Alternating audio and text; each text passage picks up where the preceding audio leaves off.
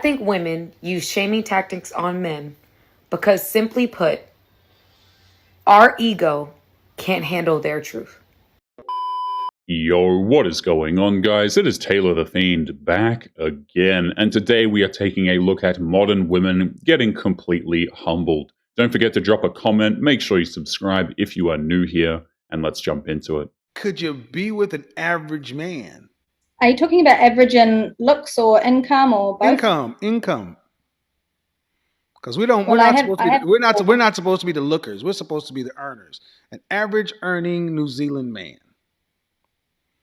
Whatever they do in New Zealand, they played in the Lord of the Rings or some shit. I don't know. Whatever they do over in New Zealand, they do that shit. They're elves and extras and Aquaman, whatever. She could never bring herself to be with an average man. She just kind of sees that as an insult. Many of these women do, unfortunately, and it's completely crazy. We do have a lot of tradesmen in this country. Yeah, could you marry one of those guys? I mean, I possibly could, but I don't typically find that attractive. Well, then, here's what you got.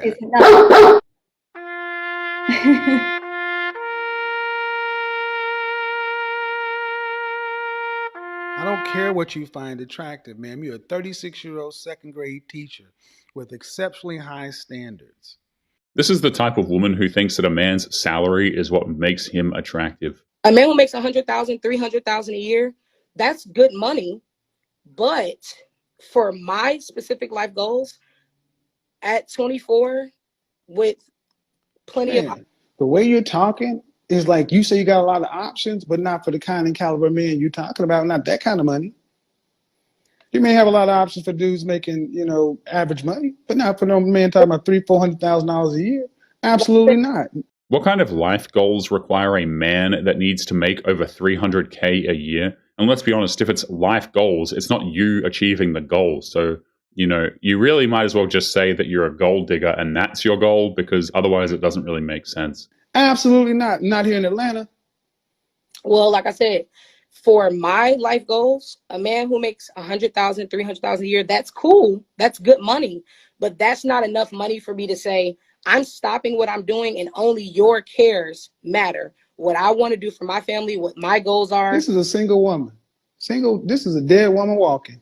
In other words, she wants an obscenely rich man so that she can quit her job and do absolutely nothing. Wow, what a grand prize for the dude. Some guy called me ugly because I said I wasn't interested. He's like, whatever, you're ugly anyways. And I was like, and imagine the ugly girl still turned you down.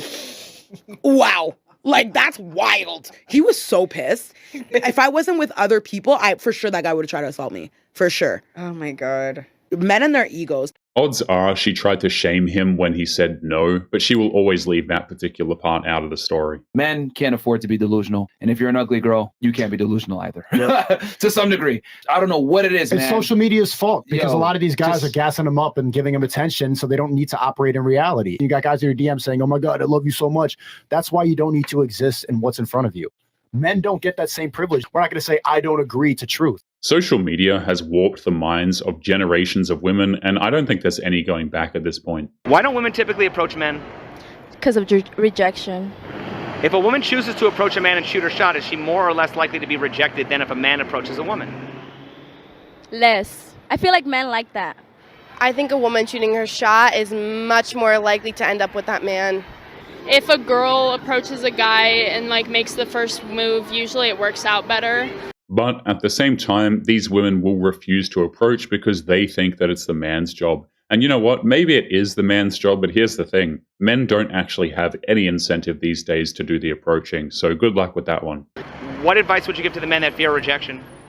Don't be scared. Just shoot your shot. Maybe you have a chance. Maybe don't. Rejection is just something to take in. It's something to learn from. Why don't women just follow that same advice?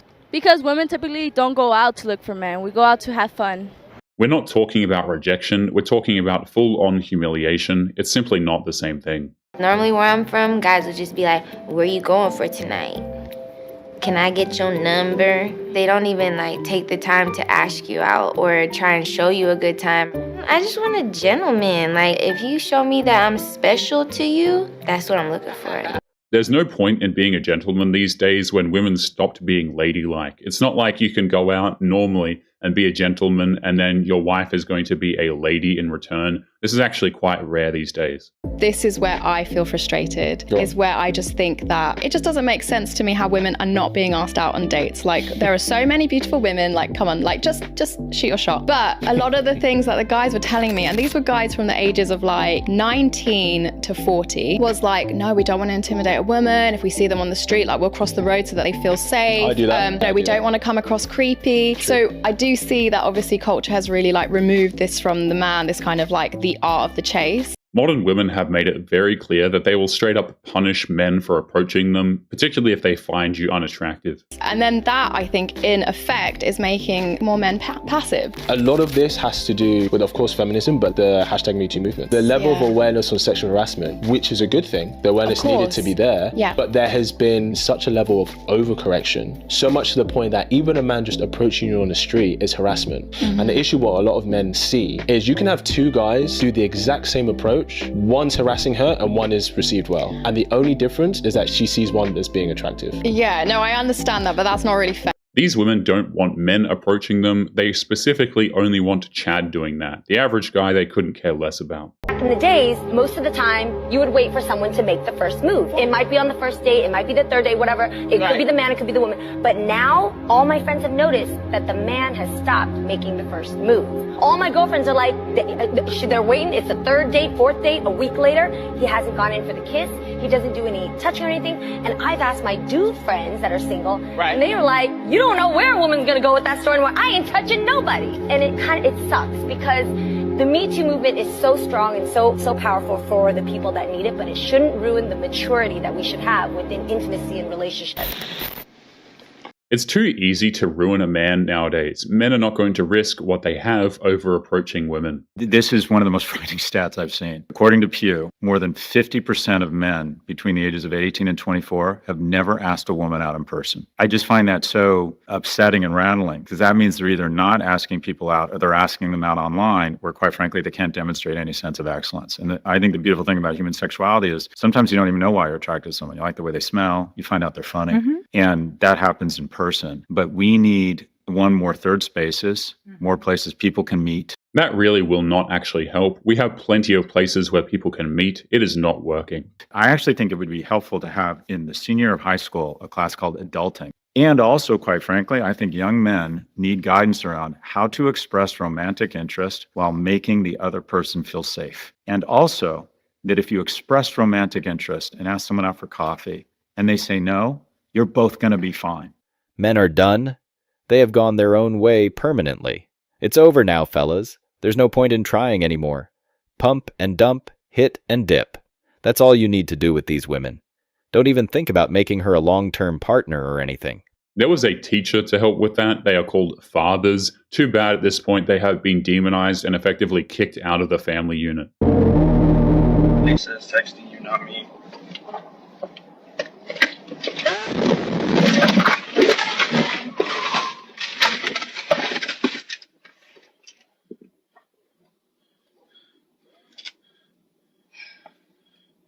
I don't know what you want from me.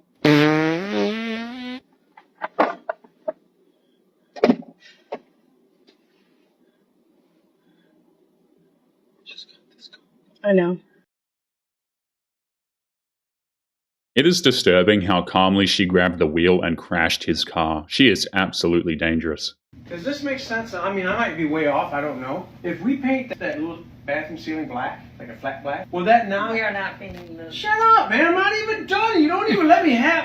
I'm trying to tell you something! The ceiling black. So this dad has an idea for how he'd like to remodel the bathroom, and before he can even get 2 sentences out, he's automatically shut down by his wife. And you can tell that this is old hat in this home by the way he responds. I don't like when couples tell each other to shut up, but you can tell that he is so sick of being treated this way. Marriages like this are miserable since the husband is made to feel like he is always wrong. Like every idea he has is harebrained, unreliable, moronic. Only her ideas are the good ideas. So I actually looked up what a black ceiling in a bathroom looks like.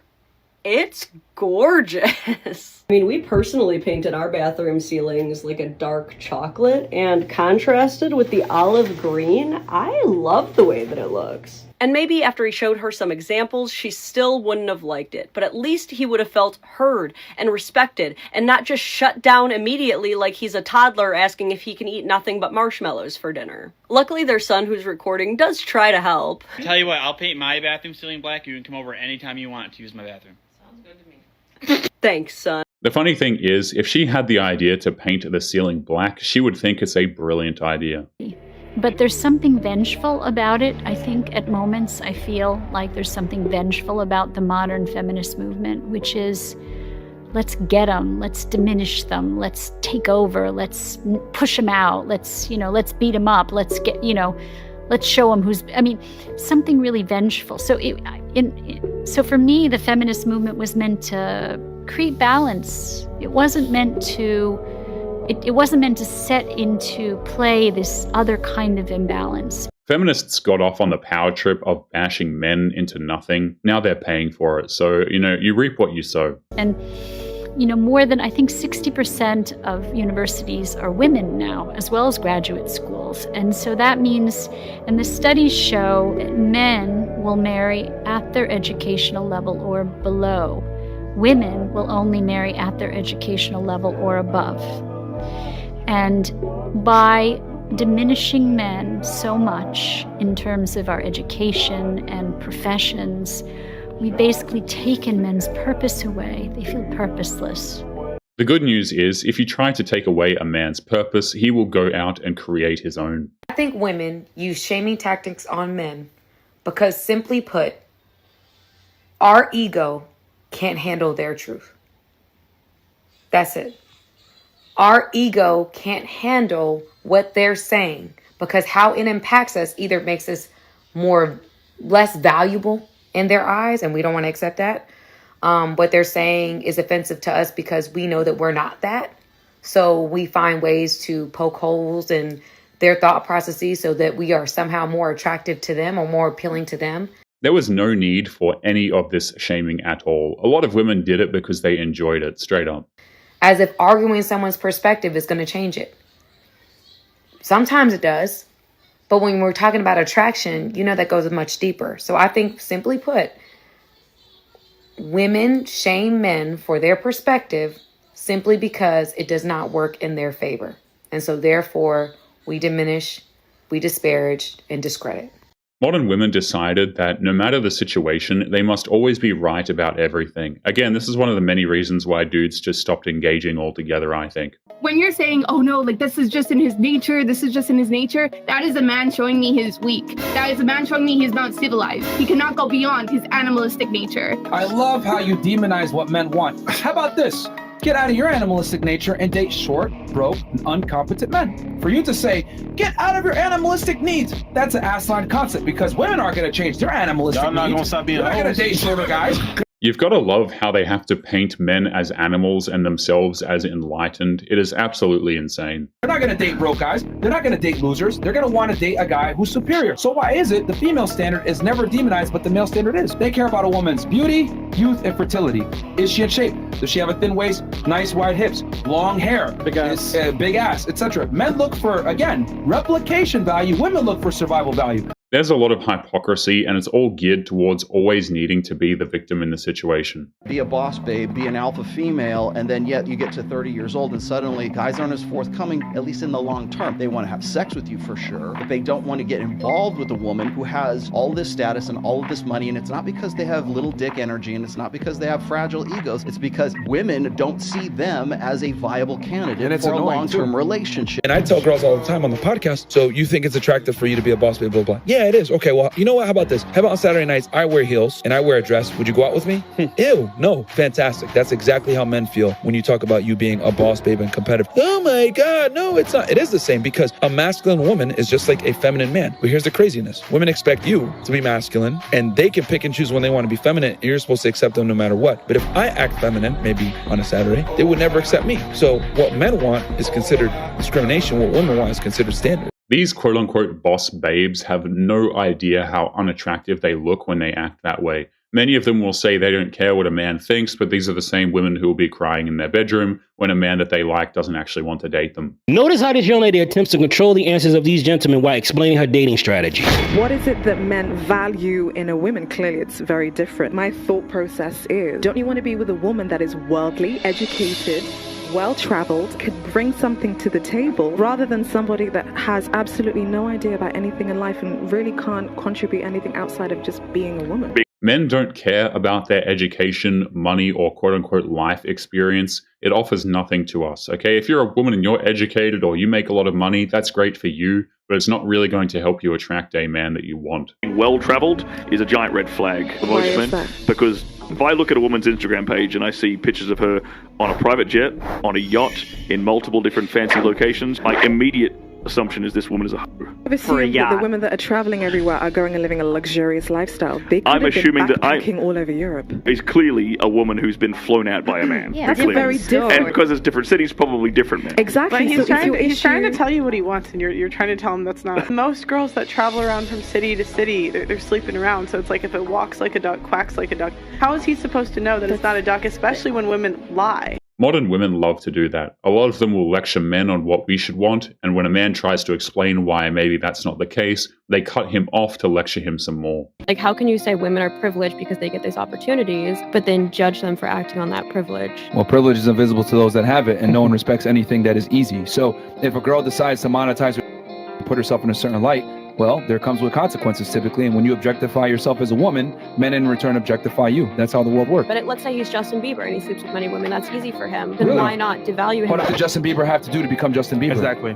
It wasn't easy. He was in Canada, struggle, But he didn't have to utilize game or charisma. But he had to become a Grammy Award-winning, nationally known singer that is toward the world international superstar. The process doesn't matter. The point is The right process now. absolutely matters. Men have to create a change in the world and create value to others. That's how they get status. You get status, women are a byproduct. Women, however, don't have to have any status, no success, and can get a man that does have status. That is why men that can get women are respected, and women that have a lot of dudes are not. We don't play by the same set of rules. It's very difficult for a man to be attractive. Most guys are invisible to women. They will never understand that fact. A man has to work hard to get everything he has in life in order to be seen as desirable. That's something some of these women love to take for granted. If you would like to get early access to videos, weekly lectures, and case study breakdowns of human behavior, make sure you check out the members area link below in the video description. Otherwise, make sure to click on one of these videos on screen now if you enjoyed. Make sure you take care of yourself, and I will see you in the next one. Peace.